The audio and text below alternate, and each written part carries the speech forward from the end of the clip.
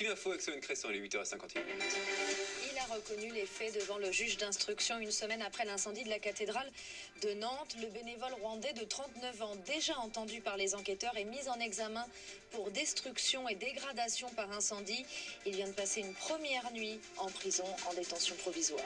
Le Puy du Fou fait machine arrière quelques heures après la représentation de son spectacle nocturne devant 12 000 personnes en pleine épidémie. La direction décide d'abaisser la jauge à 5 000 personnes comme l'impose le décret du 10 juillet pour tous les spectacles ou les matchs prévus en France jusqu'au 31 août. Tous les tests PCR remboursés à partir d'aujourd'hui sans ordonnance, sans présenter forcément de symptômes. Les pompiers secouristes, les aides-soignants et les étudiants en santé peuvent maintenant faire les prélèvements. Le Premier ministre Jean Castex n'exclut pas de son côté des reconfinements très localisés, mais pour lui, il faut éviter par-dessus tout le reconfinement total.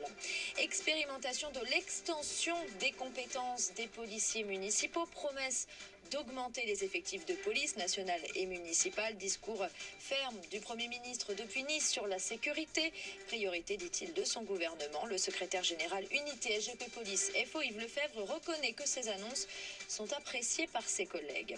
Les autorités américaines surveillent maintenant de très près les crues dangereuses que risque de provoquer l'ouragan Anna. Il balaie le Texas depuis hier soir, le premier ouragan de l'année sur la côte atlantique. France Info.